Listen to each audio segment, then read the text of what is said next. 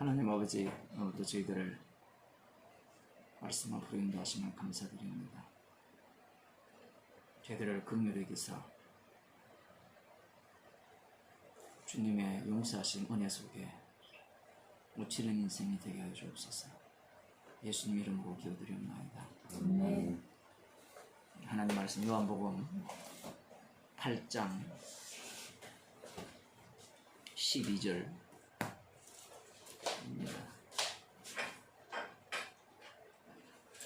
예수께서 또 일러 가라사대 나는 세상의 빛이니 나를 따르는 자는 어두움에 다니지 아니하고 생명의 빛을 얻으리라. 아멘.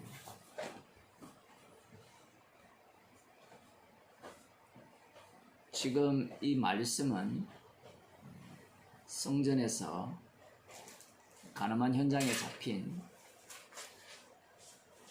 여인을 향해서 나도 너를 정죄하지 아니하노니 다시는 죄를 범치 말라 하시니라. 이 말씀에 이어서 지금 하시는 말씀입니다. 그래서 12절 말씀을 이해를 하려면 앞에서 일어난 사건을 바탕으로 하여서 이해를 해야 되고요. 이 말씀을 보게 되면 나를 따르는 자는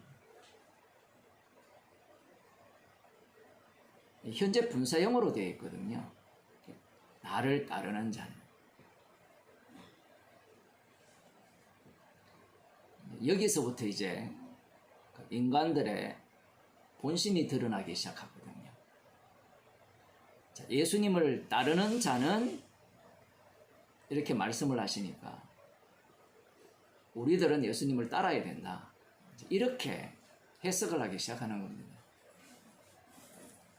왜냐하면 뒷부분에 나오는 말씀이 마음에 들어요. 어떤 말씀인가 하면 어두움에 다니지 아니하고 생명의 빛을 얻으리라.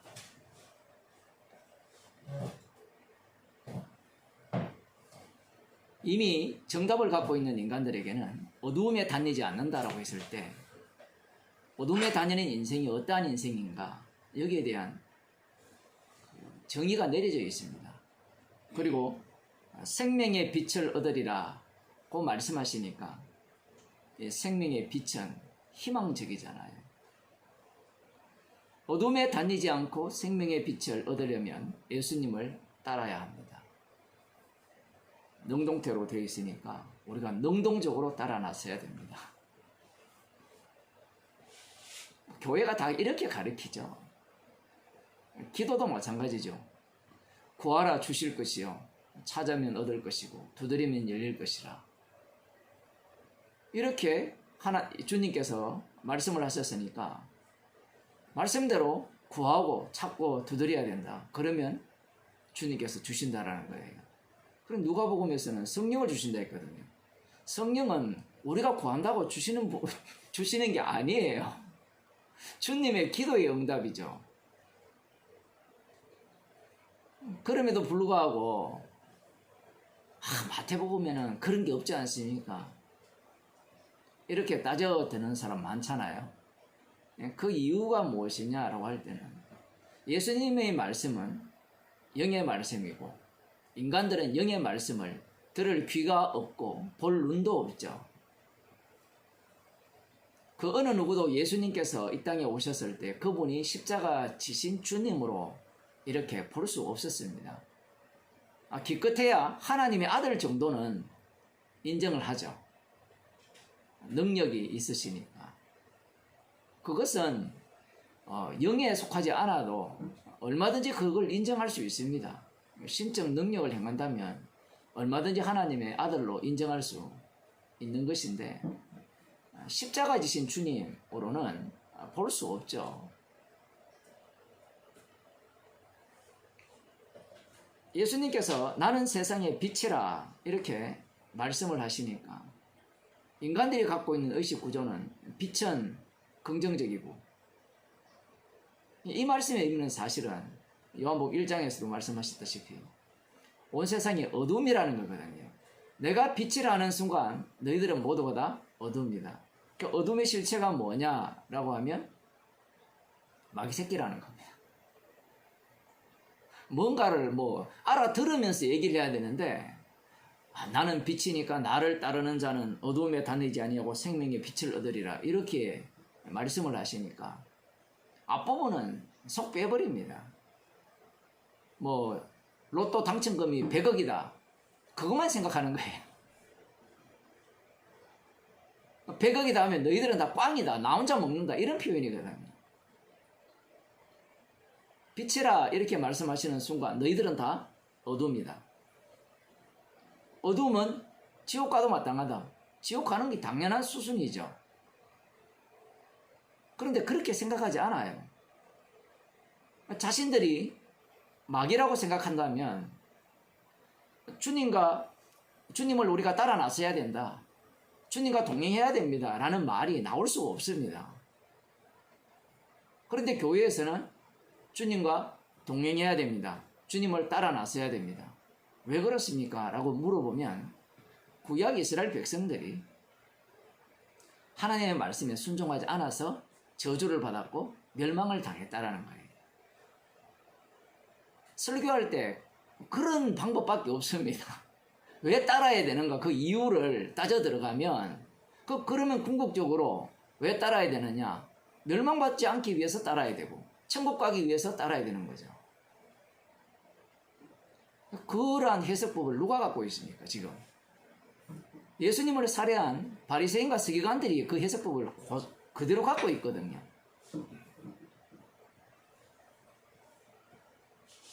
설교자들이 목사들이 그런 식으로밖에 설교를 못하게 돼 있어요. 그렇게 하지 아니하면 교인들이 교회 안 와요.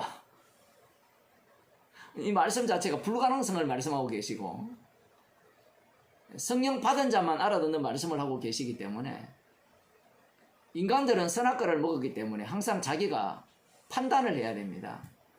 계산을 해가지고 판단을 해서 따를 건지 말을 건지 거기에 대한 미끼를 던지는 거죠, 목사가. 그래서 따라 나선다면 어둠에 다니지 아니하고 빛을 얻을 것이다. 예수님이 빛이니까 우리가 빛을 따라야 된다. 그 다음 따르면 무엇을 주시겠습니까? 조영기 목사가 죽었잖아요. 뭐 뉴스에 보면 뭐 한국의 뭐 교회에 큰 별이 지다 이렇게 얘기하는데 뭐 놀랄 일도 아닌데 자기가 자기 못 고치거든요. 그 사람이 주장한 신학이 삼박자 신학 아닙니까? 내 영혼이 잘된 같이 범사가 잘되고 강건하기를 원하는 성경 갖고 이야기해요. 마귀도 성경 갖고 이야기하는데 그 말씀의 내용 속은 사실은 십자가로 가득 채워져 있는 내용인데 그 말씀을 이용해서 인간이 근본적으로 갖고 있는 욕망 그 당시에 얼마나 가난했습니까? 그 예의도 그 순복음교회 시작할 때 천막에서 시작했다라고 들었는데 그 가난에서 벗어나는 게 소망이잖아요.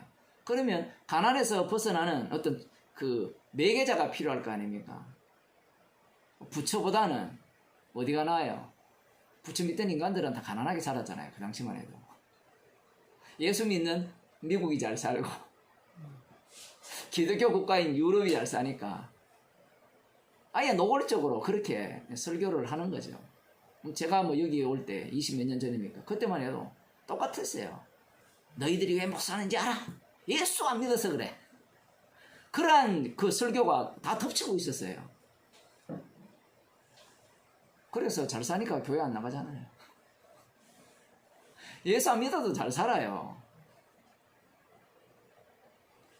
이재용은 원불교인데 더 잘 살고 있는데 예수님이 빛이라고 하니까 그 빛을 자기 쪽에서 해석을 해버리는 거예요. 아, 빛이라고 하면 내가 가난하면 부유하게 되고 병이 들었으면 건강하게 해주고 나라가 그 약소국이면 강대국으로 만들어주고 아마 그들은 그렇게 얘기할 거예요. 우리의 기대들에 되었다. 그러니까 예수님을 포기 안 하거든요. 하나님을 포기 안 해요. 잘 살잖아요.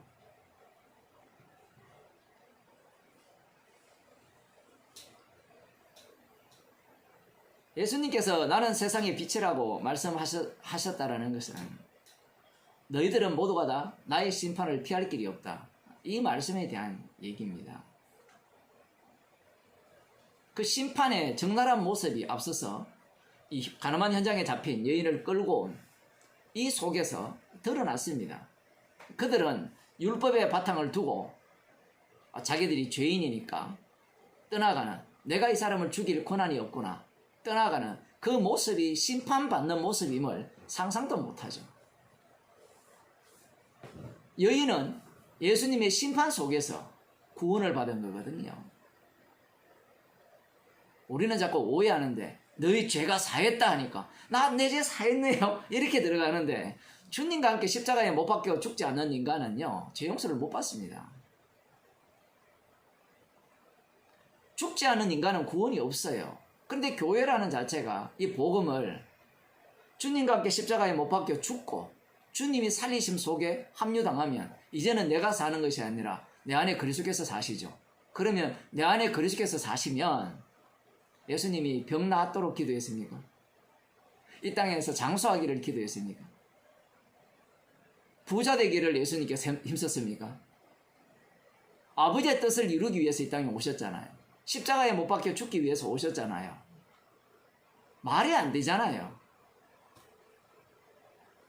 그러니 예수라는 그 이름 자체가 부적같이 되어버렸고 무당같이 되어버린 거예요.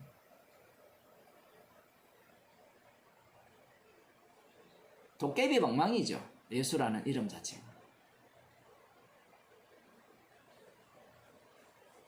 그러니 예수교 장로회 자체가 우상숭배의 전당이 된 겁니다.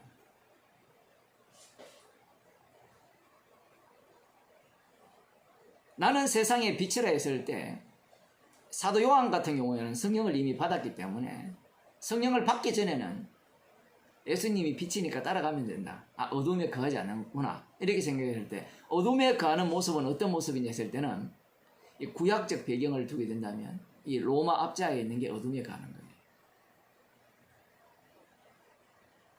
그 이사야 9장입니까? 거기에 보면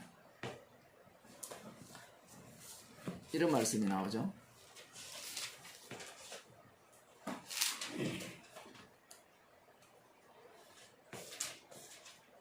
그 2절에 보면 흑암에 행하던 백성이 큰 빛을 보고 이렇게 나오잖아요. 사망의 거느질 땅에 거하던 자에게 빛이 비치도다. 흑암에 행하던 백성이라고 하면 흑암을 인간들이 뭘로 규정하겠습니까? 바벨론 포로, 그 짐승의 지배하에 있는 그 모습이 흑암에 거한다라고 생각할 수밖에 없는 거죠. 이들이 큰 빛을 본다고 했을 때는 약속하신 하나님의 종 메시아 다윗이 와서 자신들의 목자가 되어서 이 짐승에게서 자신들을 구원하고 이 짐승의 나라를 멸할 것이라는, 그게 희망의 빛인 겁니다. 유대인들만 이러한 전제를 깔고 있는 게 아니라 이방인들도 똑같아요. 자기가 살아온 환경 속에서 이미 빛이 무엇인지 다 규정을 다 해놨습니다.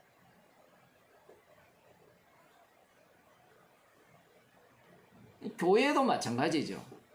이 교회는 어떻게 해야 된다라는 자체가 자기가 배워온 교회상이에요. 그럼 배워온 교회상이 성경대로 교회인데 성경대로 교회가 어떤데요? 성경대로 교회가. 성경대로 교회라고 하면 그들이 생각하는 것은 오순절날 성령 받은 이후에 서로 제 것을 제 것이라 하는 것이 없는, 이것밖에 생각을 못해요.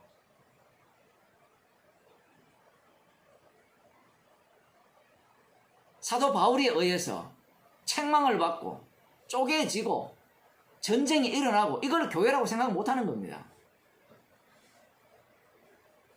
구약 이스라엘을 보게 되면 그 이스라엘이 선지자에 의해서 책망당하면서 박살나잖아요. 그 모습이 이스라엘이에요. 그 이스라엘 속에 참 이스라엘이 모습을 보이거든요.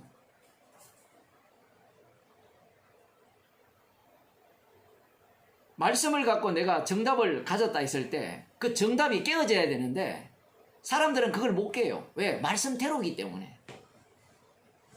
그 이후에는 어떤 행보를 펼쳐나가냐 했을 때는 그 정답을 갖고 여기에 맞춰야 돼요. 안 맞추면 다 거짓이고 여기에 정답에 맞으면 참이 되는 겁니다. 오늘 본문은 그걸 용납하지 않겠다는 얘기예요. 무슨 얘기인가 하면 나를 따르는 자는 예수님을 따를 수 없어요. 지금 이 여인을 보세요. 이 여인이 손들고 예수님, 제가 예수님을 믿고 따르겠습니다 라고 했습니까? 누가 전도했습니까? 전도한 적도 없고요. 가늠하다가 현장에서 잡혀가 돌에 맞아 죽을 처지에서 성전으로 끌려온 여인이에요. 예수님을 따르고 싶은 마음 눈꼽만큼도 없습니다. 예수님을 믿겠다는 마음도 없어요. 이러한 마음은 이 여인을 잡아온 그 바리새인들 이들과도 동일한 마음이에요. 예수님은 별개죠, 별개. 유명은 했겠죠. 뭐 병도 고쳤고 오병이어로 장정 5,000명을 먹이셨다. 그 정도는 다 알고 있을 거 아닙니까? 믿어봤자 그 수준에서 못 벗어나는 겁니다. 이 여인은 예수님 앞에서 그냥 딱 대답 한마디 했죠. 없나이다. 믿습니다도 아니에요. 없나이다 끝이에요. 주님이 자기의 이 몸 속에서 성전된 몸 속에서 모든 것들을 해결해 버렸어요. 그럼 우린 또 관심이 그 여인이 다 인식했습니까? 다 알아먹었습니까? 주님이 인도하신다니까요. 우리는 인식했다, 알아먹었다, 이해했다 이래 들어가죠. 논리가. 선악과를 먹어서 무조건 알아야 돼요. 그런 내용이 하나도 없죠. 이 여인이 어떻게 했는가는 하나도 없어요.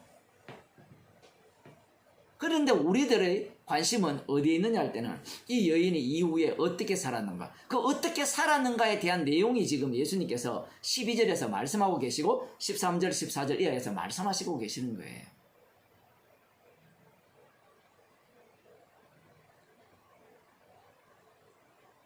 예수님이 자기 스스로 자기를 증거한다 이렇게 비꼬잖아요. 바리새인들이 가로되 네가 너를 위하여 증거하니 네 증거는 참되지 아니하도다. 너 말 잘했다 이겁니다.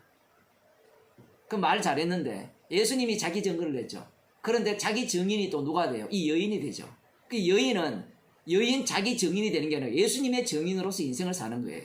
지금 이 모습 자체가 예수님의 증인임을 보여주는 모습입니다. 가늠한 현장에서 살다가 현장에 있다가 잡혀와서 사람들에서 돌마다 죽을 뻔했다가 예수님에 의해서 용서받는 이 전체 과정이 예수님의 증거예요. 예수님의 자기소개입니다. 이 성전에서 이 일이 벌어졌으니까 성전된 예수님을 증거하는 증인인 거예요. 그런데 외부에서 보는 자들은 네 혼자 네 스스로 증거하니까 그게 무슨 참 증거냐 비아냥대는 거죠. 오늘 이 부분은 다음 시간에 좀 하고요. 그래서 이렇게 말씀합니다. 나를 따르는 자는 어두움에 다니지 아니하고 생명의 빛을 얻으리라. 자, 예수님을 따르는 자는 지금이죠. 항상 현재입니다. 나 이전에 따랐어요. 이 얘기하는 게 아니고요. 따를 것입니다도 얘기하는 게 아니에요. 왜냐하면 주님은 자기 백성과 동행을 해요. 동행을 한다는 말은 인도하시는 거고 인도하기 때문에 항상 주님을 따라다니는 겁니다. 현재형으로.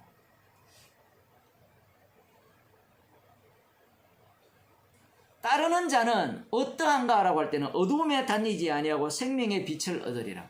어두움에 다닌 것은 과거죠. 생명을 빛을 얻게 되는 것은 미래예요. 성도가 살아가는 과정이 요 간극, 요 사이에서 살아가는 겁니다. 예수님을 따르게 되면 어두움에서 빛으로 이동되는 이 변환되는 모습을 보여주는 게 예수님을 따르는 자의 모습이에요. 우리는 이 말씀을 대하면서 예수님이 빛이라고 하니까 예수님을 따르면 어둠에서 생명의 빛을 얻으리라. 나 생명 빛을 얻었어요. 이 완료성, 그걸 빨리 확보하고 싶어 하죠. 이 육체 가운데 사는 것을 되게 싫어해요, 인간들은.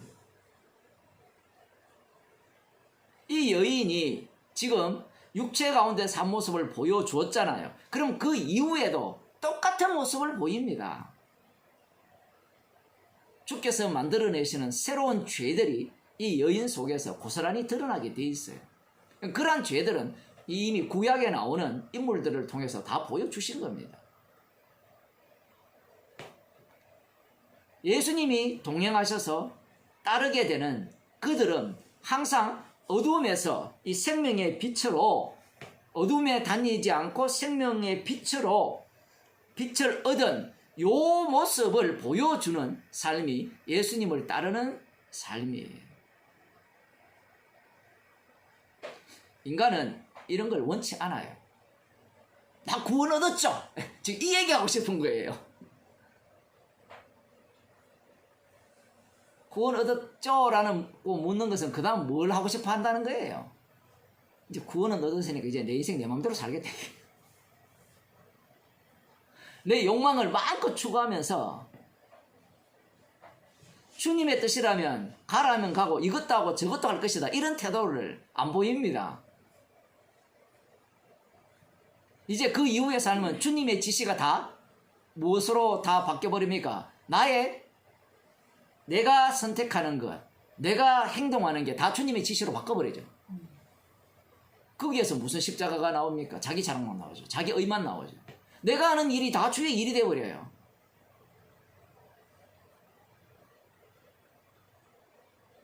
출애굽기 20장을 한번 보겠습니다.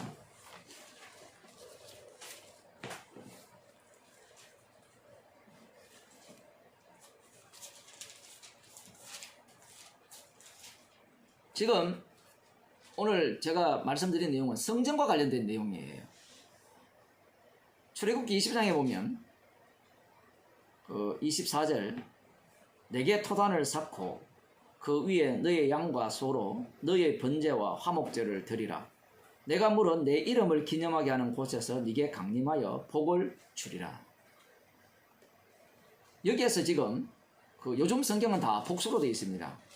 내 이름을 기념하는 모든 곳입니다. 모든 곳. 이름을 기념하는 곳마다 하나님께서 오셔서 복을 주시겠다라는 게 지금 이 하나님께서 이스라엘 백성들을 애굽 땅에서 불러내어서 하신 약속이에요. 독특한 것은 이겁니다. 네가 토단을 쌓고 그 위에, 내게 토단을 쌓고 그 위에 너의 양과 소로 너의 번제와 화목제를 드리라. 장소가 정해져 있지 않아요. 장소가 1차적으로 장소가 정해져 있지 않다는 것이 중요하고요. 그리고 한 곳이 아니라는 것이 중요합니다.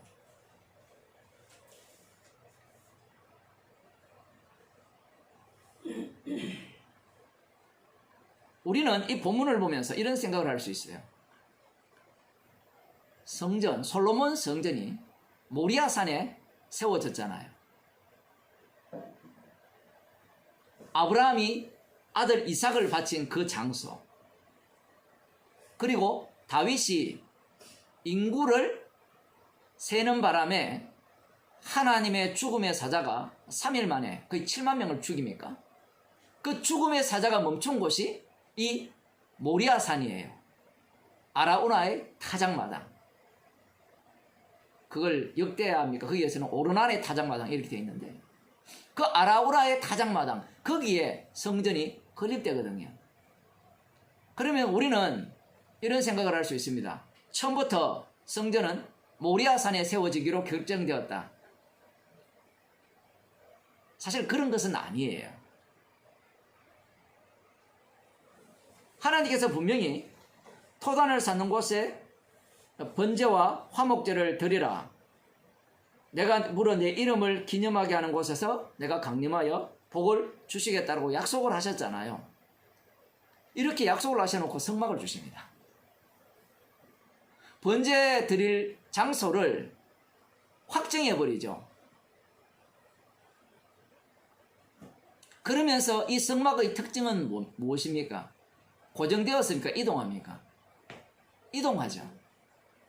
성막이 가는 곳마다 다 이 단을 쌓은 곳이 돼요. 그런데 이스라엘 백성들은 성막이 있음에도 불구하고, 언약궤가 있음에도 불구하고 어디를 더 선호할까요? 이걸 더 선호합니다.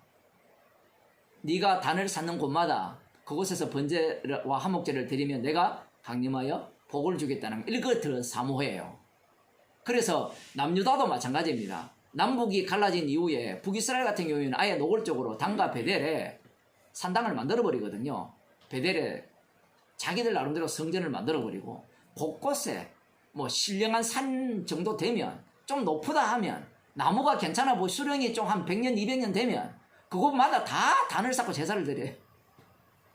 그게 신당, 산당은 없애지 않았다라는 그러한 말씀들인데, 남유다도 별로 다르지 않습니다. 성전이 있음에도 불구하고 그들은 곳곳에 산당을 만들어요. 왜 그러냐? 그게 합리화가 가능한 게 뭔가 하면, 너희들이 토단을 쌓는 곳마다 그곳에서 번제와 화목제를 드리면 내가 강림하여 복을 준다고 했잖아요. 그 인간은 하라는 거는 안 하고요, 하지 말라면 계속해요. 그렇게 성막이 이동하는 성막이었거든요. 언약궤가, 그 성막의 중심은 언약궤입니다. 성막의 중심은 언약궤예요. 이 이동하는 성막이었는데, 그 사무엘상 4장을 한번 보겠습니다.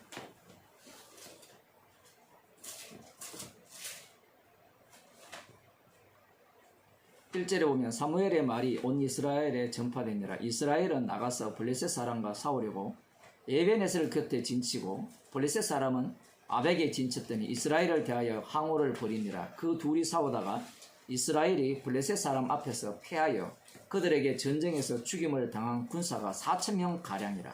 이 블레셋과 이스라엘이 전쟁을 했는데 이스라엘이 패했습니다. 4,000명이 죽었습니다. 왜 죽었습니까? 왜 전쟁에서 패했습니까? 정답은 항상 나와 있죠. 이들이 전쟁에서 패하는 이유는 언약을 배반했기 때문입니다. 그런데 이들은 그렇게 생각하지 않아요. 우리가 이 땅에 사는 모습을 보면 뭔가 일이 잘못되면 뭐라고 해석합니까? 내가 뭘 잘못했나? 내가 하나님께 뭔가 기도하지 않았나? 원래 저주받은 인생이에요.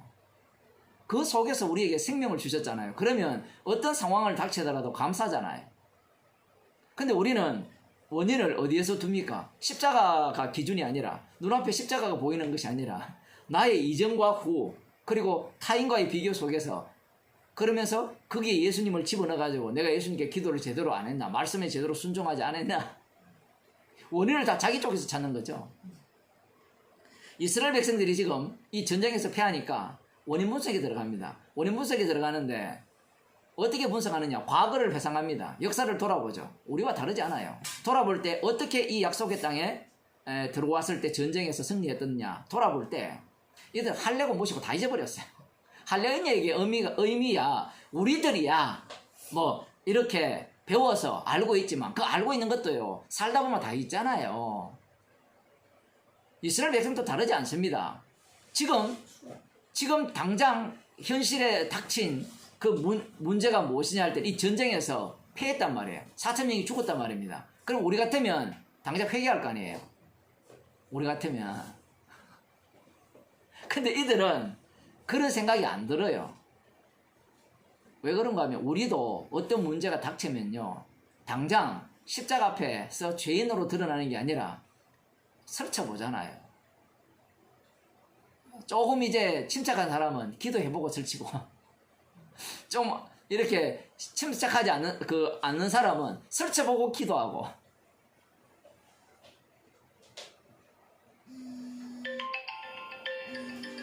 백성이 진으로 돌아오매 이스라엘 장로들이 가로되 비행 모드로 해놓으세요. 비행 모드로. 장로들이 가로되 여호와께서 어찌하여 우리로 오늘 블레셋 사람 앞에 패하게 하셨는고. 장로들이 왜 여호와께서 우리를 블레셋 사람 앞에 패하게 하셨는지 그걸 이제 분석에 들어가요. 그러면서 당장 답을 내놓습니다. 언약궤가 없었다는 겁니다. 언약궤가 없었기 때문에 전쟁에서 피했다는 거예요. 이 요단강을 건널 때 언약궤를 앞장 세웠잖아요.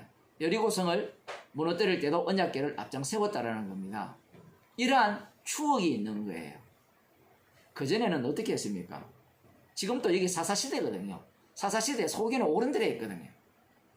언약궤 생각도 안 합니다. 재밌는 건.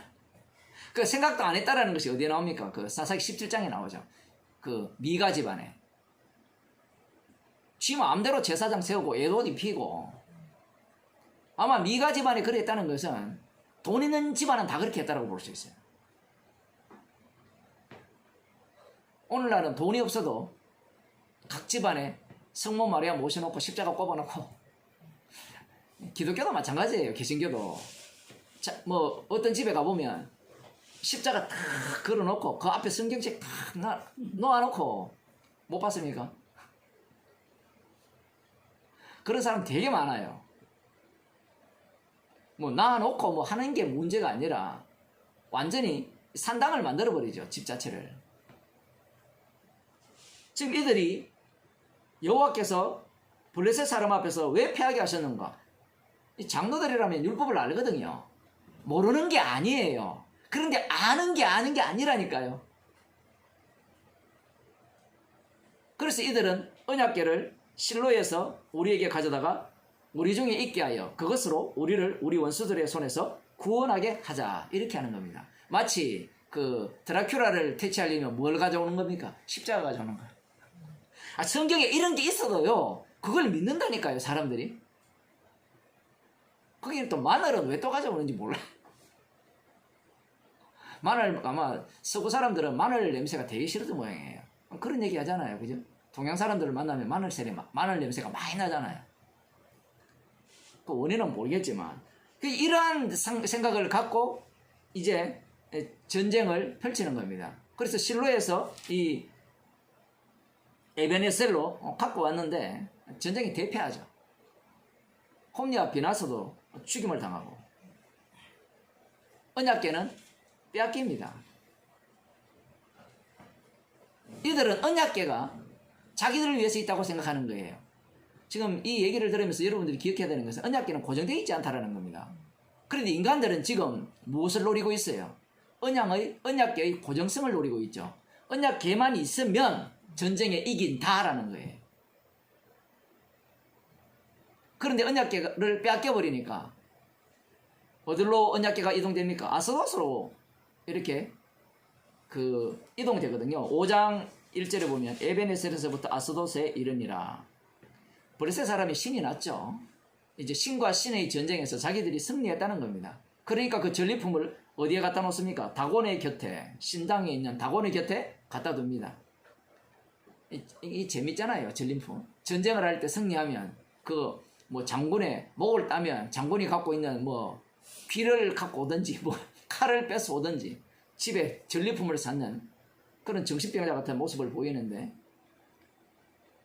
어떤 일이 일어납니까? 다곤이 여호와의 궤 앞에서 엎드러져 그 얼굴이 땅에 닿았고 그들이 다곤을 일으켜 다시 그 자리에 세웠더니 그 이튿날 아침에 그들이 일찍 일어나 본즉 다곤이 여호와의 궤 앞에서 엎드러져 얼굴이 땅에 닿았고 그 머리와 두 손목은 끊어져 문지방에 있고 다곤이 몸뚱이만 남았더라.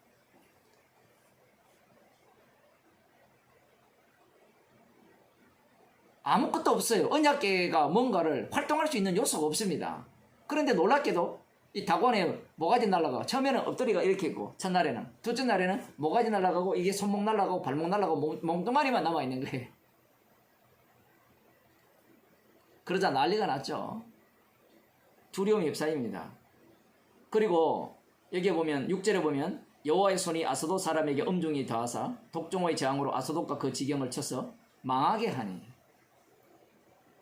이스라엘 백성의 생각과 전혀 다르죠. 언약궤가 친히 그들을 망하게 해버리는 겁니다. 이 언약궤를 위한 이스라엘인데, 그렇다면 이스라엘이 피했다는 것은 어떤 의미예요? 언약궤가 지금 실로에 있지만 이 전쟁과 함께 한다는 겁니까? 안 한다는 겁니까? 함께 한다는 거거든요. 거리 떨어져 있기 때문에 문제였다라는 거죠. 그러면 그들은 언약궤 정신에 부합하지 않다라고 돼야 되는데, 그들은 언약궤를 안 갖고 왔다라는 거예요. 언약궤를 앞장세우지 않았기 때문에 전쟁에서 패했다라는 겁니다. 그러자 이 아사도 사람들이 이 방백을 모으고 고민을 하다가 가드로 옮겨가라 합니다. 역시 블레셋 지방입니다. 어쨌든 이게 폭탄 돌리기잖아. 폭탄 돌리기. 언약궤가 폭탄이기 때문에 이 당시만 해도요, 이 한 유니트가 아니잖아요. 나라 자체가 지역별로, 아무튼 이스라엘도 마찬가지잖아요. 12지파별로 이렇게 나눠져 있고요. 사사시대에 보면 지파별로 움직이잖아요. 자, 어쨌든 가드로 옮겨감으로 이제 아스도데스 가드로 옮겨갔어요. 그런데 그것을 옮겨간 후에 여호와의 손이 심히 큰 환란을 그 성에 더하사 또 가드를 칩니다. 그러니까 지금 이 그림으로 그리면 이 실로에서 출발해서 언약궤가 이렇게 움직이거든요. 이렇게 움직여서 이 남유다, 거의 베냐민 이 지역을 중심으로 그 서쪽 끝 바다까지 갔다가 이렇게 돌아서 다시 돌아와요. 그 예루살렘으로. 언약궤의 이동 경로를 보면 언약궤가 다시 어떤 전쟁을 벌이는 느낌인가 하면요, 이스라엘을 정복하는 전쟁을 홀로 하는 그러한 어떤 느낌입니다. 그런데 제일 먼저 뭘 쳐버립니까? 이스라엘을 먼저 쳐버리죠. 이것은 율법에 의하면 그런 거예요. 이스라엘 백성들에게 우상을 섬기지 말라, 그들을 민족으로 살려두지 말라, 이렇게 하면서 살려두면 너희들이 그들의 우상을 믿을 것이고 그들의 유혹을 받을 것이고 그래서 멸망당할 것이다, 이 말씀을 다 하셨거든요. 그 말씀대로 이들은 고스란히 행동했고 결국은 그로 인해서 그들이 지금 전쟁에서 패한 건데, 어쨌든 자기들이 볼 때는 언약궤는 폭탄이에요. 처음에는 이게 복덩어리라 생각했는데 막상 가까워 보니까 폭탄이었던 거예요. 아직도 몰라요. 뺏겼다는 이 말은 이게 폭탄이었구나. 그리고 소문을 들을 거 아닙니까? 아스도드에서 일어난 사건, 가드에서 일어난 사건을 들었다면 우리를 치는 언약궤였구나. 우리가 이들과 동일화되었구나. 동질화되었구나. 그러니 우리가 멸망당해서 마땅하구나, 이렇게 돼야 되는데 그렇게 해석을 못해요, 인간들은. 그러자 이제 이들이 또 폭탄을 돌립니다. 에그론으로 보내죠. 그 블레셋 지역을 도는 겁니다. 지금 계속해서 보내니라. 하나님의 궤가 에그론에 이른즉 에글론 사람이 부르짖어 가로되 그들이 이스라엘 신의 궤를 우리에게로 가져다가 우리와 우리 백성을 죽이려 한다 하고, 이에 보내어 블레셋 모든 방백을 모으고 가로되 이 처리 방법을 이렇게 내세웁니다. 난리가 났죠. 그래서 이 언약궤를 어디로 보냅니까? 베스메스로 보내는 겁니다. 그 9절에 보면 베스메스는 유다인들이 유다 지파가 차지하는 지역이에요.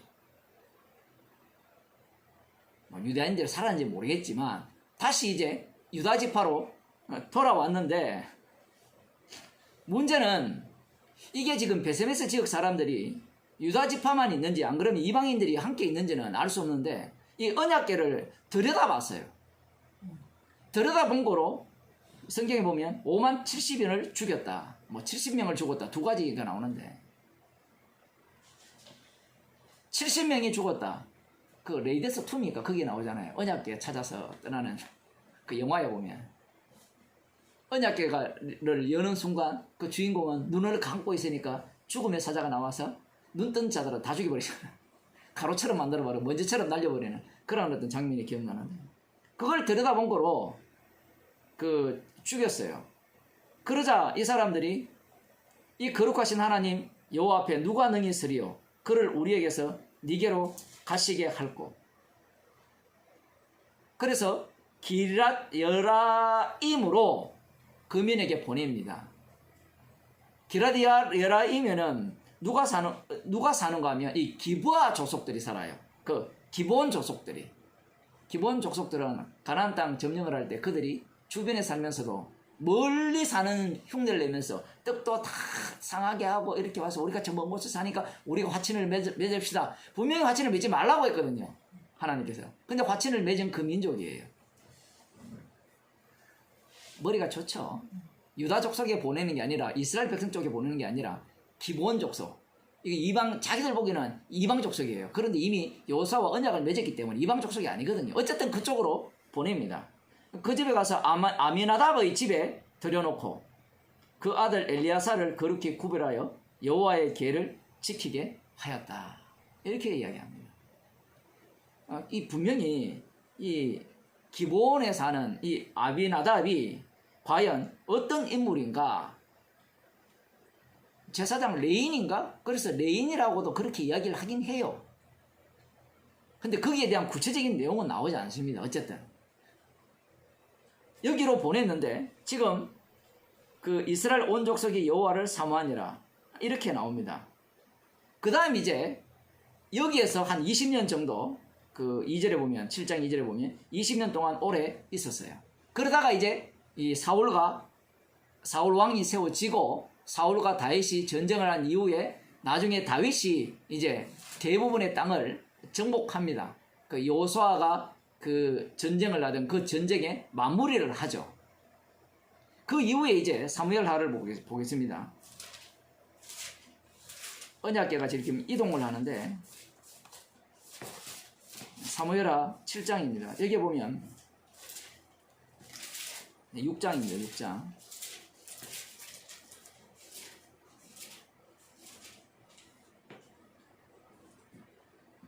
전쟁을 거의 마무리하고 그 6장에 보면 다윗이 이스라엘에서 뺀 무리 3만을 다시 모으고 일어나서 그 함께 있는 모든 사람으로 더불어 바알레 유다로 가서 거기서 하나님의 궤를 메어 오려 하니 그 궤는 그룹들 사이에 자정하신 만군의 여호와의 이름으로 이름하는 것이라.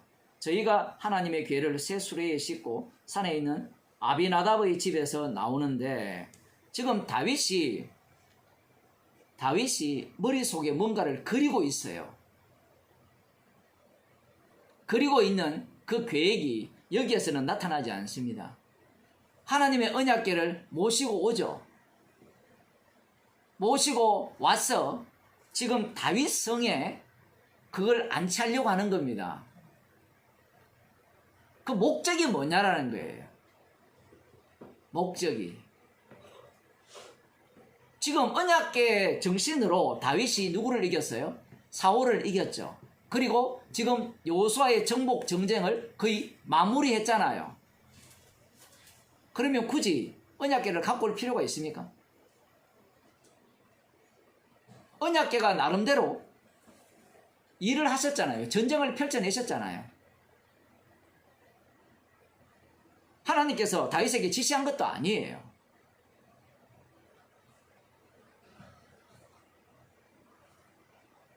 다윗이 군사 3만이죠. 3만을 동원하여서 이 바알레 유다로 가서 대단합니다. 3만 같으면 숫자가 어마어마하죠. 군인들 3만 명 같으면. 그 언약궤를 모시고 오려고 하는데 수레에 싣고 여기 보면 저희가 하나님의 궤를 새 수레에 싣고 산에 있는 아비나답의 집에서 나오는데 아비나답의 아들 우사와 아효가 그 새 수레를 몰다가 저희가 산에 있는 아비나답의 집에서 하나님의 궤를 싣고 나올 때에 아효는 궤 앞에 행하고 다윗과 이스라엘 온 족속이 잣나무로 만든 여러 가지 악기와 수건과 비파와 소고와 양금과 재금으로 여호와 앞에서 주악하더라. 제대로 모시죠. 언약궤를. 머릿속에 계획하는 바가 있기 때문에 그래요. 저희가 나곤의 타작마당에 이르러서는 소들이 띠므로 우사가 손을 들어 하나님의 궤를 붙들었어요. 하나님의 궤를 붙들자 하나님께서 진노하사 저를 그곳에서 치시니 저가 거기 하나님의 궤 곁에서 죽었어요. 그러자 다윗이 화가 났어요. 화가 난 이유는 손으로 잡지 말아야 되는데 왜 잡았느냐 이거죠.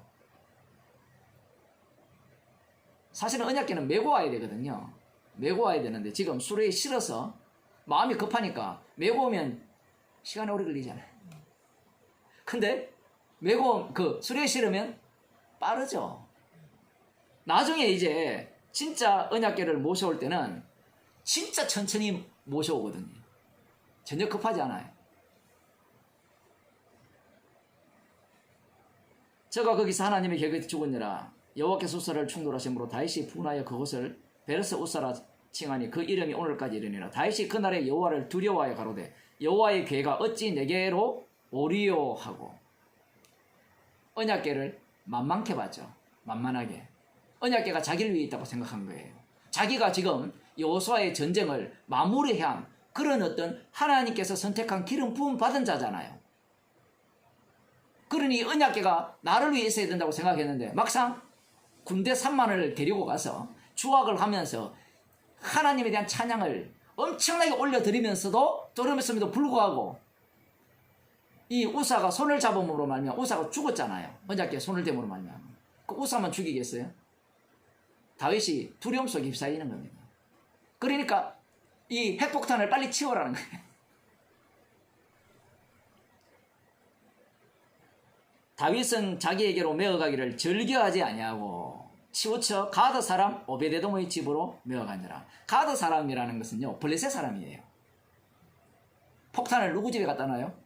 이방인 집에 갖다 놓는 거예요. 불안하니까. 다윗성으로 왜 메어가기를 즐겨하지 않았어요? 두렵다는 거예요.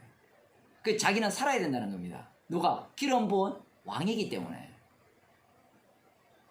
언약궤를 어떤 식으로 지금 생각하느냐 얘기입니다. 지금 성전이 한 지점을 향해서 지금 가고 있잖아요. 지금 구약에 보면. 그런데 하나님께서 성막을 주시면서 나중에 성막을 헐고 성전을 지으라고 말씀하셨습니까? 하지 않았습니까? 하지 않았죠. 그죠? 그런데 다윗은 그걸 생각하는 중이에요. 지금 그게 사무엘하 7장에 나오거든요. 나는 백향목 궁에 가는데 하나님께서는 천막에 가신다. 말이 좋아 그 말이지. 달리 표현하면 하나님 자리 잡고 계세요. 지금까지 떠돌아다녔잖아요.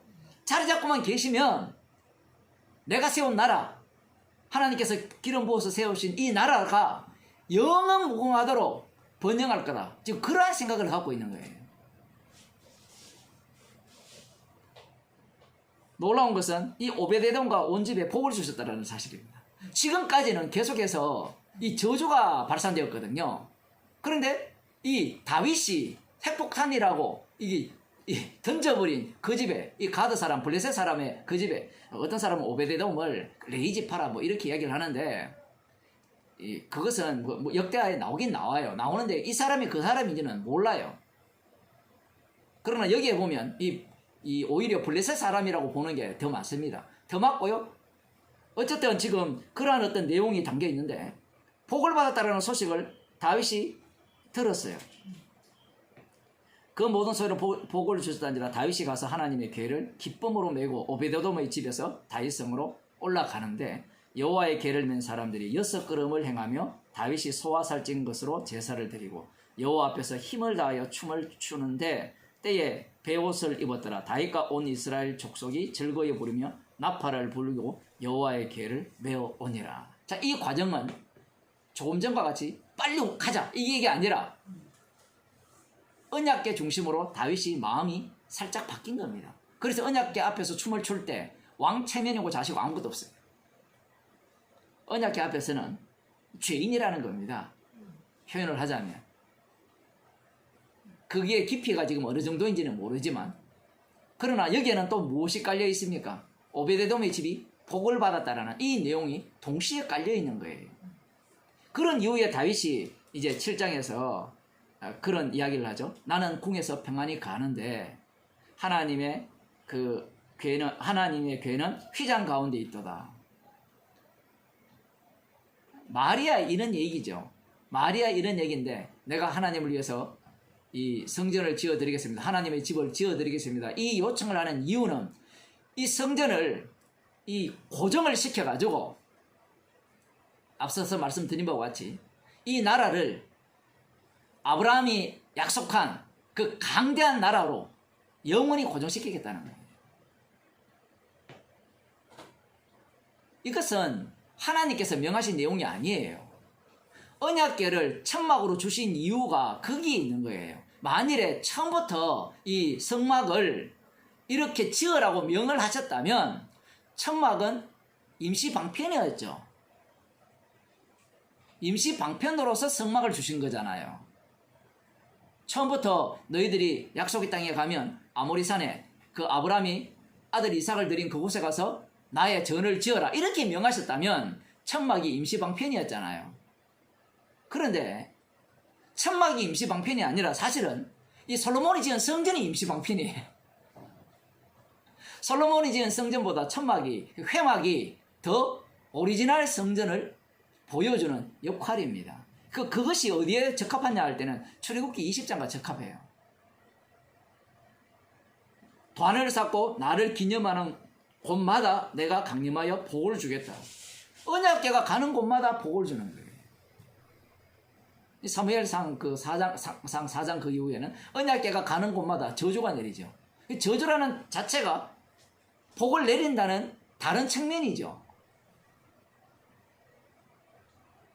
이 이야기를 왜 해야 되는가 하면 이스라엘이 4,000명이 죽었잖아요. 그 자체가 축복이에요. 언약 안에 있다는 증거잖아요. 그러나 저 이방 나라는 뭐예요? 그건 축복이 될 수 없고 저들은 저주입니다. 저주.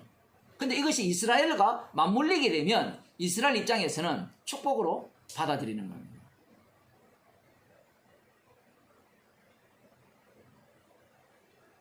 이렇게 다윗이 요청을 할 때 하나님께서는 내가 너를 위해 집을 세우겠다 이렇게 말씀하시면서 원래 출애굽기 20장에 처음 기념하는 곳마다 강림하여 복을 내리겠다는 그 말씀대로 시행을 하시는 거예요. 그 집이라는 것은 다윗의 가문이 되고요. 가문이라고 하니까 그 가문 속에 하나님의 성전이 세워지는 거거든요. 다윗의 자손으로 오신 예수 그리스도가 성전이 되는 겁니다. 그 내용을 지금 깔고 있는 겁니다. 근데 다윗은 지금 무엇을 생각하고 있는가 하면요. 언약궤 중심으로 생각하는 것이 아니라 하나님께서 약속을 하셨으니까 그 언약궤가 나를 위해 있어야 된다라고 생각을 하는 거예요. 그래서 한 곳에 정착시키고 싶은 겁니다. 지금 정착된 자리가 성전인 거예요. 다시 그 요한복음 8장으로 돌아오면 지금 예수님께서 이 말씀하시는 장소가 성전이죠. 성전인데 이 성전에서 예수님께서 여인의 죄를 용서하는 겁니다. 여인의 죄를 용서하시면서 예수님 자신이 성전됨을 말씀하시는 겁니다. 성전됨을 말씀하시는 거예요.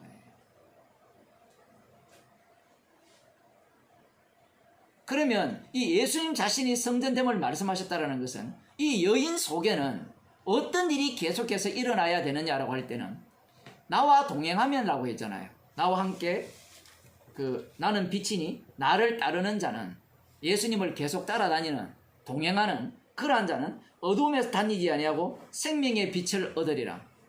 예수님이 멈춰 있습니까? 움직입니까? 따라다닌다 했잖아요. 움직이는 겁니다. 예수님이 움직이는 성막이고 성전이죠. 그러면 그곳에서 어떤 일이 일어나야 되느냐 얘기예요. 그곳에서는 항상 성전에서 어떤 일이 일어났습니까? 죄가 있고 죄가 용서되는 그러한 어떤 그 사건이 계속해서 반복해서 일어난다는 얘기예요. 문제는 제가 다윗을 왜 그렇게 언급했는가 하면 이 구원론 자체를 자꾸 고정시키려고 한다는 거예요. 이 여인에 대해서도 이제 이 이후로 이 여인은 구원받았으니까 생명을 받았으니까 더 이상 죄인으로 살지 않는다는 거죠. 십자가가 필요 없는 인생으로 산다는 얘기입니다. 인간들은 그 얘기를 하고 싶은 거예요. 다윗이 언약궤를 어디에 고정합니까? 아모리산에 만들거든요. 그 역대하 3장을 봅시다.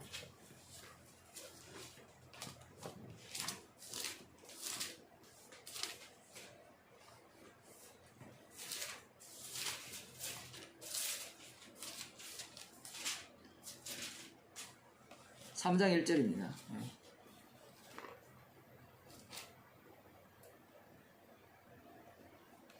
솔로몬이 예루살렘 모리아산에 여호와의 정 건축하기를 시작하니 그곳은 전에 여호와께서 그 아비 다윗에게 나타나신 곳이요 여부스 사람 오르난의 타작마당에 다윗이 정한 곳이라. 여기 보면 다윗이 정한 곳이죠. 다윗이. 하나님이 정한 곳이 아니에요. 다윗이 그곳을 정한 거예요. 하필 주님은 다윗을 다 알고 있어요. 마음을. 성전을 건립하겠다고 했을 때 그 어디에 건립할 것도 알고 있는 겁니다. 놀랍게도 주님께서는 어떻게 처리를 합니까? 일처리를. 이 인구수를 세게 하잖아요. 세계에서 그 죽음의 사자가 어디에 멈춥니까? 모리아산에 딱 멈춘 거예요. 그러니까 자기가 생각하는 바와 주님께서 지시하는 바가 일치한다고 생각한 거예요. 처음부터 이 장소는 아니에요. 장소는 예수 그리스도의 몸뿐입니다. 처음부터. 고정된 장소가 없어요. 성전은. 언약궤는 고정되지 않아요.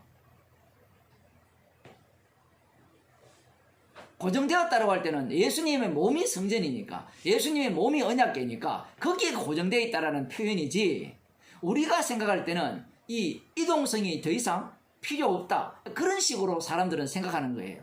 이 구원론이 다 그러하잖아요. 고정되어 버렸어요. 나 구원받았어요. 지금 사망에서 생명으로 옮기는, 그 어둠에서 빛으로 누가 옮기시는가, 그걸 보여주기 위한 정인이 십자가 정인이거든요.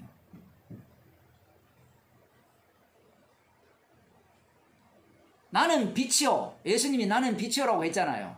그러면 그 빛 앞에서는 모든 인간들은 뭐가 돼야 돼요? 계속 어둠이죠. 어둠. 우리들은 생명의 빛을 얻으리라 하니까 이걸 어떻게 이해합니까? 육적으로 빛이 되신 분을 따르면 내가 생명의 빛을 얻어버리니까 나도 빛이요, 이래 들어가잖아요. 논리가. 그 빛이 아니에요. 빛을 증거하는 빛이기 때문에 그 빛의 모습은 어둠의 모습입니다. 죄인의 모습이에요.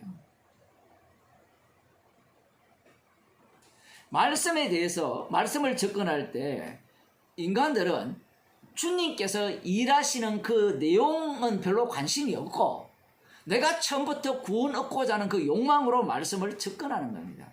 그래서 이 여인을 볼 때 대부분 예식이 그래요. 다시는 죄를 범치 말라 했을 때 이 여인이 어떻게 살았느냐라고 하면, 이 여인은 다시는 죄를 안 짓고 살았을 것이다. 우리도 거룩하게 삽시다. 이렇게 논리를 펴는 겁니다.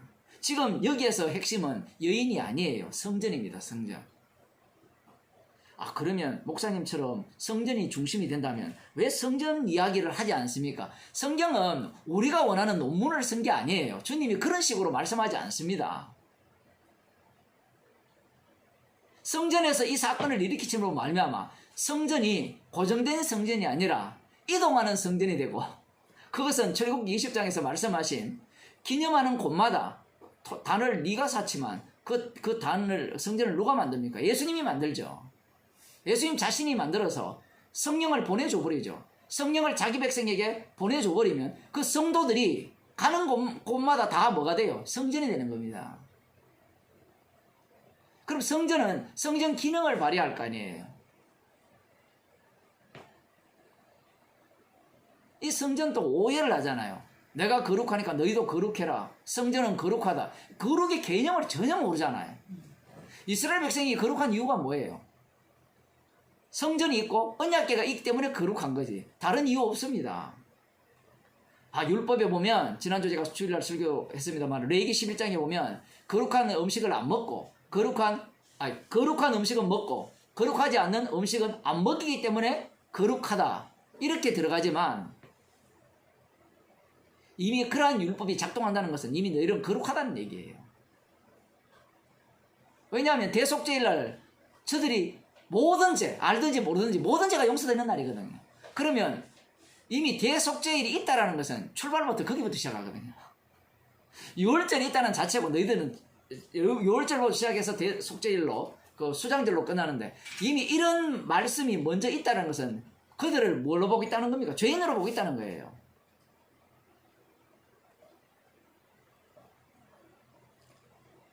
어둠에 다니지 아니하고 생명의 빛을 얻으리라 하니까, 이제는 다시는 어둠이 안 다닙니다.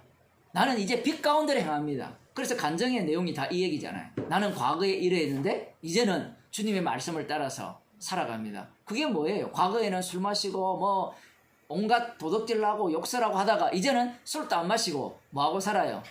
간증하면서 사는 게 이것이 빛의 삶이라는 겁니다. 그게 빛이에요? 인간들이 갖고 있는 구원론이 다 이런 구원론이에요. 그런데 예수님께서는 자기 자신의 성전 되심을 고스란히 누구 속에 담아버립니까? 성도 속에 담아버리죠. 그래서 고린도전서 3장 16절입니까? 거기에는 너희 몸이 성전이라 하죠. 하나님의 전. 하나님의 전에는 항상 이 어둠에서 생명의 빛으로 옮기는 내용이 담겨 있어요. 우리가 십자가 외에는 잘하는 것이 없다라는 말이 지금 이러한 사건이 계속해서 반복된다는 얘기거든요. 문제는 인간들은 자기의 그 안정성, 확고한 어떤 그 고정성을 원하거든요. 잠깐 보이다가 없어지는 안개라고 아무리 외쳐도 말은 안개라고 해놓고 이 구원론으로 들어가면 나 안개 아니오 돼요.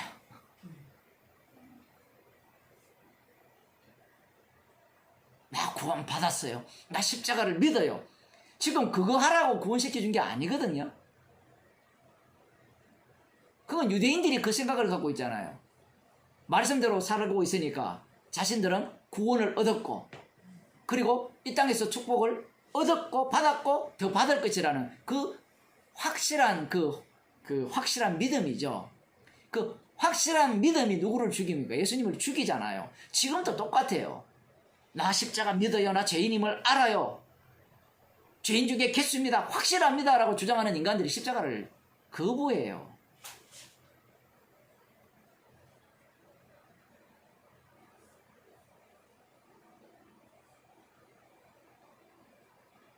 너희는 배우고 확신한 바에 가라. 이렇게 표현하니까 그 확신 이 자체가 다 영의 말씀이잖아요. 할 때마다 할 수밖에 없습니다. 영의 말씀을 육으로 알아버리는 거예요. 그 확신에 가면요. 우리가 확신에 거해보세요. 애가 갑자기 교통사고 나서 죽었다. 목사님 갑자기 죽었다 전화 왔다. 어떻게 하겠어요? 확신하고 자식 없어요. 물론 주께서 그 은혜를 주시면 그 속에 거하게 하시지만 그러면 그것만 하면 돼요? 5분 후에 둘째 아들이 죽었다. 또 연락 왔어요. 그까지 참았어요. 이제 아내까지 죽었다. 그까지 됐어요. 집이 불났어요. 욥 이야기가 딴 사람 이야기가 아니에요. 어떤 인간도 못 이겨요. 못 이기니까 하나님을 사랑하는 거예요. 참 어렵네요 진짜.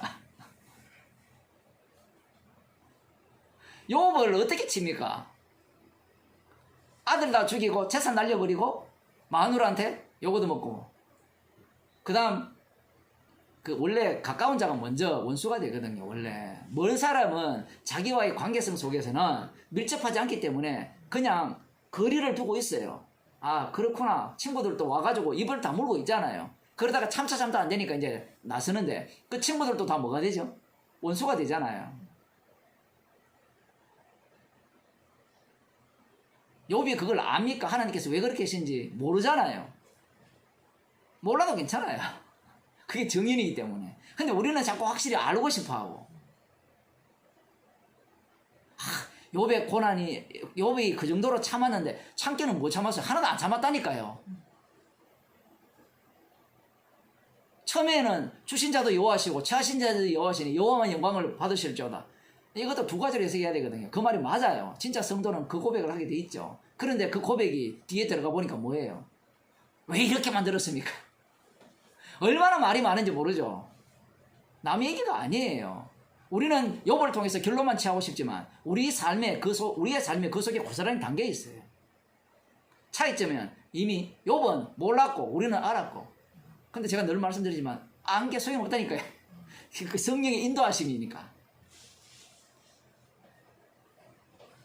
오히려 내 알미 소용없다라는 것으로 알게 되어지는 겁니다. 성도는 거꾸로. 그래서 욥은 몰랐고 우리는 알았으니까 우리는 견딜 수 있다. 뭐 견딜 수 있게는 뭘 견뎌요.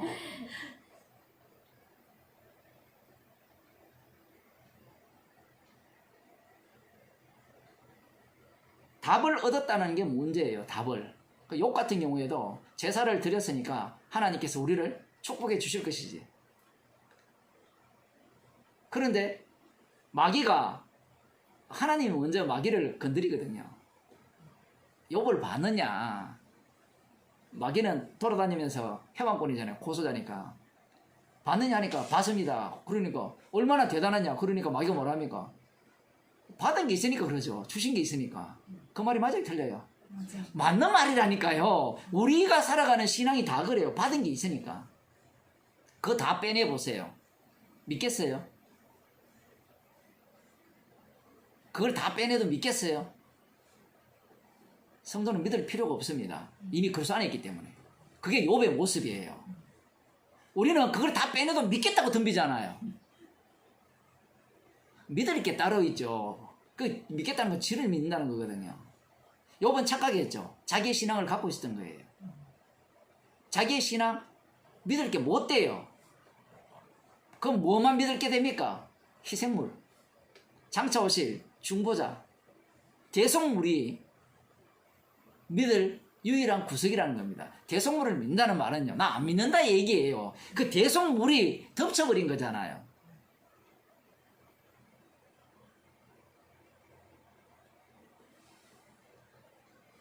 나를 따르는 자는 어둠에 다니지 아니하고 생명의 빛을 얻으리라. 이 현재형과 과거형과 미래형, 이 내용을 지금 예수님 말씀 속에 한 곳에 담아놨거든요. 그 성도의 몸이 성전이기 때문에 성전으로 다루겠다는 얘기입니다.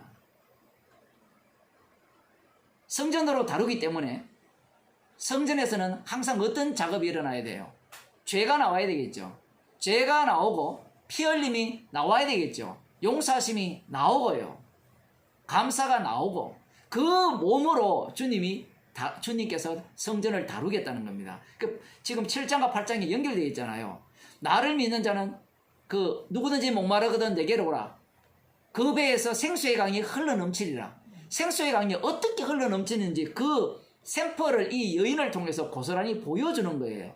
우리가 볼 때는 몸이 건조하잖아요. 근데 나도 너를 정치 한다. 끝이에요. 여기에 무슨 생수의 강이 흘러나옵니까? 그 흘러나오는 내용이 지금 오늘 우리가 보는 그 내용입니다. 나를 따르는 자는 어두움에 다니지 않고 생명의 빛을 얻으리라. 계속해서 생수의 강이 흘러나오는 거예요. 십자가의 피복음이 이 몸에서 흘러나오는 겁니다. 그런데 인간들은 이걸 원하지 않아요. 다윗도 마찬가지였죠. 고정시키고 싶잖아요. 확보하고 싶고 확정시키고 싶고. 그래서 오늘날 교회에서 인기 있는 신학은 이 구원에 대한 그 확신을 주는 신학이죠. 그걸 확실하게 안 주는 신학은요, 인기가 없습니다. 복음을 이렇게 전해보면 무슨 말인지 모르겠다 이 얘기죠. 아니 너는 뭐 확신도 없이 어떻게 예수 믿냐 이 얘기거든요. 지금 오늘 이 말씀 내용만 들여다봐도 뭐 확신이 엉터리라며 그러면 어떻게 믿어? 아는 게 그것밖에 없거든요.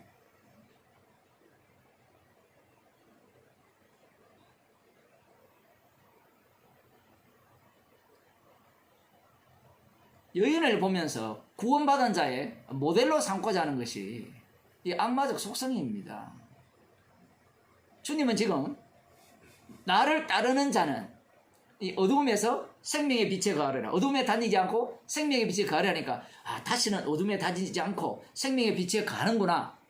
그러면 이제 내 구원은 확보되었고 다시는 죄를 짓지 않는 인생이 되는구나.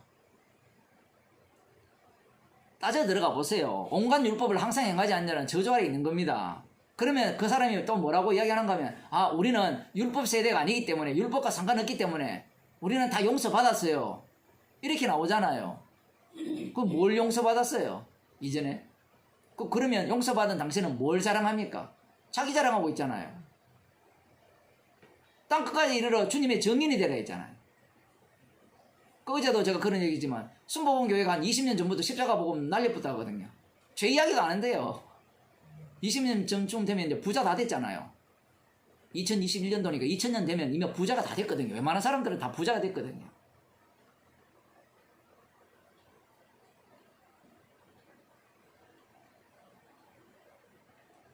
예수님의 말씀은 예수님께서 이루어내십니다. 친히.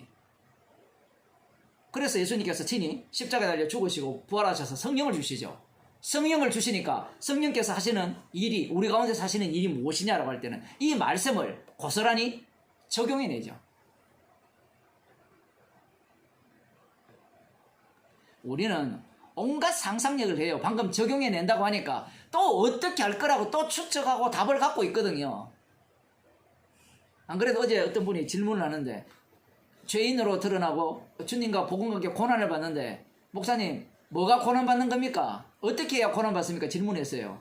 그냥 사세요 했어요. 왜 그런가 하면 이미 이스라엘 자체가 자기들이 원하지도 않았어요. 일방적으로 약속을 주셨고 일방적으로 출애굽시켰고, 그들을 누구 속으로 합류시킵니까? 어린 양의 죽음 속으로 합류시키는 겁니다. 그 인생 자체가. 그러니까 그거 들여다보면 지 맘대로 살잖아요.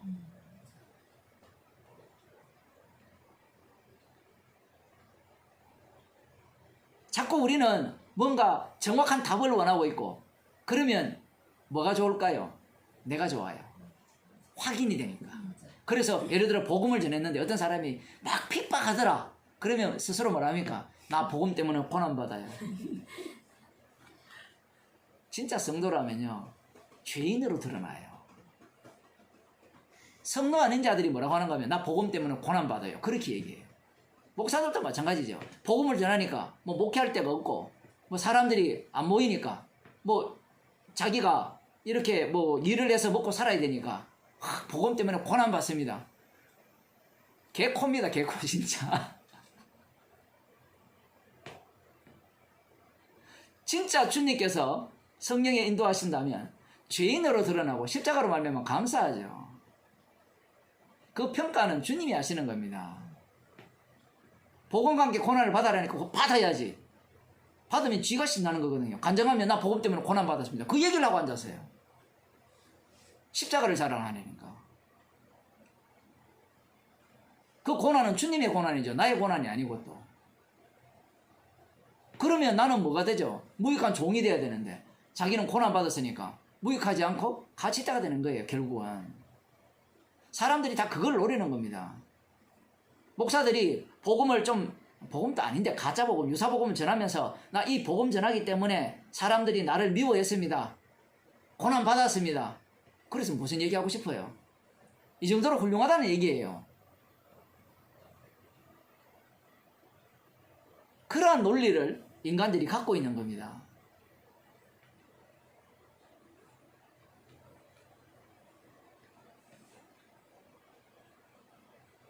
주님께서 성령을 주시게 되면 우리의 몸을 성전 삼아서 주님의 죽으심과 그 부활의 능력을 계속해서 반복하는 십자가의 증인으로 다루겠다는 거예요. 여기 보면 나를 따르는 자는, 네가 따르는 게 아니에요. 이미 샘플을 보여줬잖아요. 이 여인이 뭘 따라요? 찾아오지도 않았어요. 요즘 계속 사도행전 설교하고 있지만 이 복음이라는 것이 그래요. 주님이 불러요. 친히 찾으시고요. 그게 이제 요한복음 6장에 나왔잖아요. 내가 너희 12를 택하지 않았느냐? 하나는 마귀라. 이 세상 어느 누구도 주님의 선택을 받지 않는 인간이 없어요. 모든 인간이 선택을 받았어요. 한쪽은 긍휼의 그릇으로, 다른 한쪽은 진노의 그릇으로.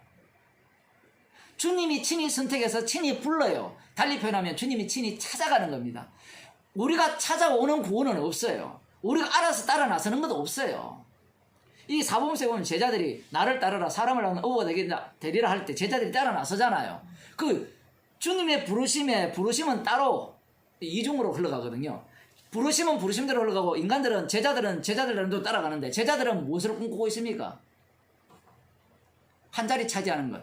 하나님 나라에 가서 높은 자리 차지하는 것을 꿈꾸고 있잖아요. 그렇게 꿈꾸는 것은 우리가 모든 것을 버리고 주님을 쫓았다는 거죠. 이 말씀을 적용하는 식으로 제자들이 적용한 거예요. 우리가 모든 것을 버리고 따랐으니까 뭘 주시겠습니까? 근데 예수님은 뭐라 합니까? 내가 너희를 택했다는 거죠. 버리긴 뭘 버려? 내가 버리겠다. 너 죄인 만들기 위해. 근데 제자들은 내가 버렸습니다. 그러니까 내가 주를 위해 모든 것을 버렸으니까 주님 마음에 합당하죠. 이래 나오는 거예요. 그게 인간의 모습입니다. 성령을 받게 되니까 그러한 모습이 고스란히 드러나는 거예요. 그 모습이 사실은 베드로의 일평생입니다. 성령 받은 이후에도 달라지는 게 없어요. 오순절날 성령 충만 받았잖아요. 그것도 반짝입니다. 반짝했죠. 이후에 복음을 얼마나 잘 전합니까? 성전 민문에서 안전뱅이도 고쳤죠. 주님이 하시는 능력을 고스란히 행했습니다. 그런데 배고파서 기도하는 중에, 꿈에, 환상 중에, 보자기에 이 거룩하지 않는 레기에 나오는 먹지 말라는 음식을 가득 주니까 배고파도 참아요. 나는 어릴 때부터 이런 걸 한 번도 먹지 않았습니다. 하나님이 거룩하지 않는 것은, 거룩하지 않다는 것은 내가 절대로 먹지 않겠습니다. 이게 베드로의 신념이에요. 평생 몸에 배웠던 그 습관과 관습이 얼마나 대단합니까? 뭐까지 이겨버려요? 십자가 피까지 이겨버리죠. 이런 것은 충격적이잖아요. 주님이 그렇게 일을 해요. 우리는 어떻게 생각하는가 하면 성령이 오면 뼛속까지 다 바꾸기를 원해요. 거꾸로예요. 성령이 오게 되면 뼛속 깊숙이 있는 그 너희의 죄성까지 다 드러내요. 바꾸는 게 아니고, 오늘은 이 손가락 끝에 있는 게 툭 튀어나오고, 내일은 발가락 끝에 있는 게 툭 튀어나오고, 그래야만 십자가의 증인이 돼요. 그렇지 아니하면 내가 주의 종이니까, 내가 성령을 따라서 복음을 전하니까 너희들 내 말 들어, 이것밖에 안 돼요. 환상을 그 정도로 보여주면 알아먹어야 될 거 아니에요. 우리는 똑똑해서 알아먹죠. 알아먹는 자체가 벌써 다 오류입니다. 오류. 왜냐하면 우리 자체가 죄인이기 때문에, 육이기 때문에 말씀을 주시면 모든 게 이 조작을 해요. 우리 스스로가 나의 방식으로 해석을 하고 적용을 한다니까요. 그러면 목사님, 그렇지 않고 살 수 있습니까? 그렇지 않고 못 살아요. 그러니까 그냥 살면 돼요. 주님의 말씀은 주님이 이루어내시는 겁니다. 그러면 또 우리는 이 말씀을 보고 배웠으니까, 어둠에 다니지 하고 생명의 빛으로 옮겨야지, 우리는 그렇게 해야지라고 하는 인간들이 있어요. 해야지 하는 인간들은 십자가를 자랑하지 않아요. 나 이렇게 합니다라는 걸 또 자랑하게 돼 있어요.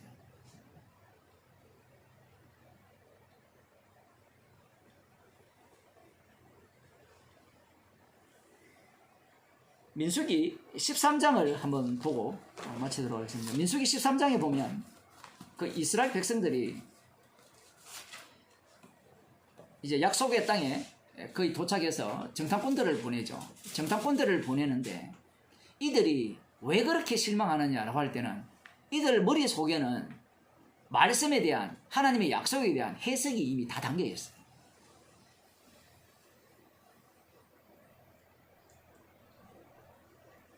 해석이 없을 수는 없습니까? 라고 하면 없을 수는 없어요.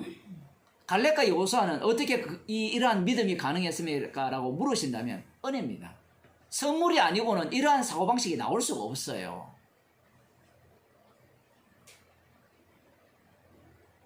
그러면 이들이 왜 그렇게 좌절하느냐라고 할 때는 이들의 관심은 약속의 땅에 들어가서 사는 거예요.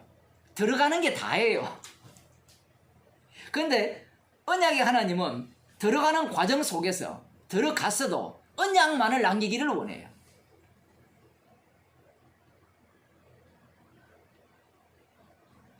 이들은 하나님께서 약속을 하셨으니까 당연히 하나님께서 앞서가고 여호와의 사자가 앞서가고 여호와의 공포가 그들을 앞서가서 그들을 두렵게 해서 자기들이 가기만 하면 쫄아가지고 무기를 버리고 투항하는 걸로 생각한 거예요. 그렇게밖에 생각을 못하죠. 아브라함도 그렇게 생각했고요. 야곱도 마찬가지입니다. 이삭도 마찬가지고요. 약속을 주면 자기의 육의 입장에서 그 약속을 해석하고 적용하고 답을 생각하는 거예요. 자기의 사랑하는 아들을 번제로 드릴 거라고 꿈에도 생각 못했어요. 그게 하나님의 언약 성취 방법이라는 것을 어떻게 알겠습니까? 하나님께서 자기의 사랑하는 독생자를 대속물로 내어주셔서 언약을 성취할 거라고 어떤 인간이 상상했습니까? 그냥 하나님이라면 말로만 구원해도 안 돼요? 아니 말씀으로 뭘 했습니까? 빛이 있으라 빛이 있었잖아요. 그러면 죄 용서 못합니까? 사람들이 제일 화내는 게 그거거든요. 아버지와 아들과 언약을 맺으셔서 그 언약을 위해서 이 세상을 만들었다. 새 언약을 위해서 만들었다고 하면 인간들이 되게 불편해하고 기분 나빠하거든요. 하나님이라면 그런 번거로운 과정을 왜 만들어냅니까? 이 질문 자체가 뭐예요? 하나님 자체는 나를 위해 있어야 된다는 거고 내가 이해하는 하나님 상이 되어야 된다는 게 인간들이 갖고 있는 사고방식이죠.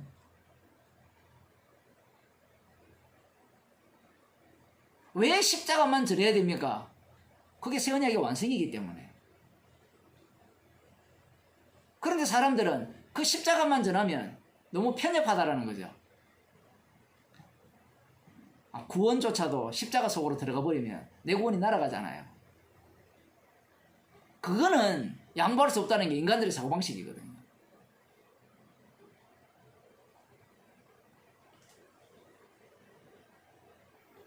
우리를 부르신 이유는 십자가의 증인으로 증인 삼기 위해서 부른 겁니다.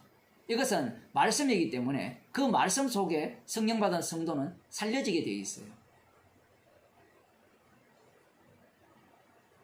그러니 우리가 애쓰고 뭐 할 필요도 없는 겁니다. 오히려 애쓰는 자들이 가장 이 믿음 없는 자고요. 은혜를 받지 못한 자라는 겁니다. 성령을 받게 되니까 성령의 인도하심이 있잖아요. 다시 말씀드린다면 인도하심이 우리가 생각하는 인도하심이 아니에요. 무조건 그렇게 생각하셔야 돼요. 왜냐하면 인간은 이미 자기가 신이기 때문에 인도하시면 이러할 거라고 먼저 답을 내려버리거든요. 그래서 어떤 사람은 이런 사람이 있어요. 이야기가 마칠게요. 이전에 제가 다녔던 그 박사교회 오랫동안 다닌 분인데 어떤 집사님인데 김모 여자 집사님인데 이분이 그 당시에 이 복음이 좋아가지고 너무 좋아했거든요. 뭐 저보다 더 잘 알고 저는 그때 뭐 아무것도 모르는 그런 대학생 시절이었는데 어쨌든 그러다가 이제 이 목사님 이근호 목사님 전하시는 복음이 이상하다는 거죠.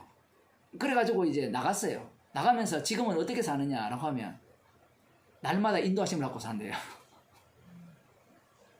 주님이 지시를 해준대요. 알려주고요.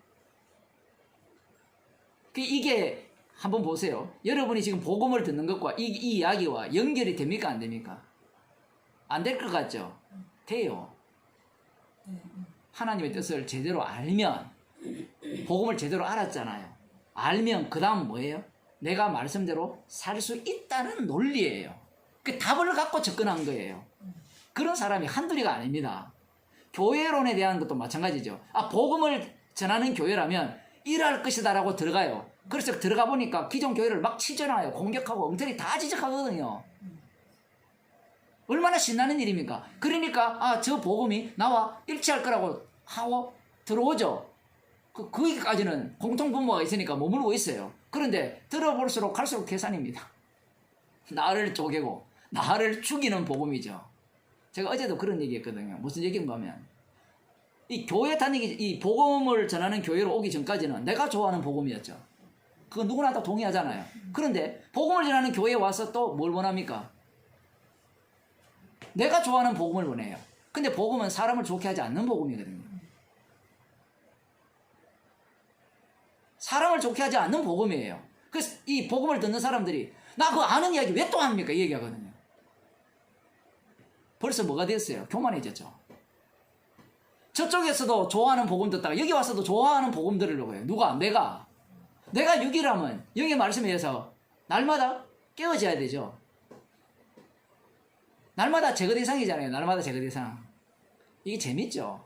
안개와 같은 인생이 딱 맞아요. 안개 제거해 놓으니까 다시 나타나고 제가 반대로 지금 예상하지만 안개와 같다고 해서 싹 제거하면 또 다시 나타나가지고 나 안개 아니요 이렇게 덤벼드는데 그러한 생각을 인간들이 품고 있는 거예요. 아무리 배워도 진리에 도달하지 못하는 이유가 거기에 있는 겁니다.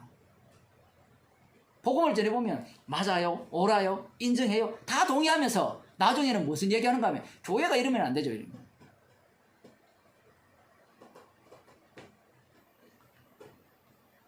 그 죄인도 각자가 생각하는 죄인의 기준이 따로 있는 거예요. 뭘 해도 죄인이라고 하면 죄인이면 되는데, 죄인으로 살면 되는데, 자기는 죄인으로 산다 해놓고 죄인 되면 안 되죠. 이래 나와요. 또 논리가.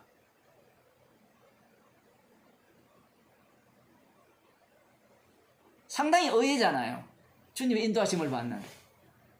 그래서 어떤 일이 있을 때 누굽니까? 이용규 목사입니까? 그 선교사, 몽골 선교사. 예? 여기도 있죠. 내려놓음. 제가 산 게 아니고 어떤 사람이 이사 가면서 책을 이렇게 줬는데 거기에 끼워왔는데 얼마나 그 인기 많았어요. 내려놓음. 그분이 그 병아리 감별사잖아요. 주님의 인도하심을 어떻게 받느냐? 그 사람 맞죠? 맞아요. 예. 인도하심을 받는 삶을 산다는 겁니다. 그래서 잘못된 거는 또 가르치고. 그래서 제가 몇 번 말씀했잖아요. 지가 하는 일이 다 주의 일이. 그렇게 해서. 그런 사람 만나면 꼭 이야기하고 싶어요. 주님의 인도하심을 받아서 당신이 마귀 새끼라고. 그 말 들을까요? 안 듣죠, 지는. 절대로 안 듣죠. 제가 지금 말하는 내용이 주님의 인도하심이라 이야기하면 지는 안 들어요.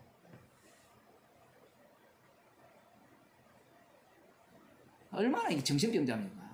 하나님이 되고 싶어서 미친 거예요. 예수님께서 나를 따르는 자는 이 어둠에 다니지 않고 생명의 빛에 거하리라. 이 말씀 자체를 예수님께서 신이 우리 가운데 이루어내심을 못 믿으니까 지가 믿는 거예요. 지가 믿으니까 지가 신이 되는 겁니다. 기도하겠습니다. 하나님 아버지, 우리가 원하지도 않았고 바라지도 않았지만 주께서 주님의 이름을 위하여 우리들을 성전 속으로 합류시키시고 우리의 몸을 성전 삼으셔서 주님의 죽으심과 부활만을 증거하는 죄인으로 살게 하심을 감사하는 주의 백성이 되게 하여 주옵소서. 예수님 이름으로 기도드립니다. 감사합니다.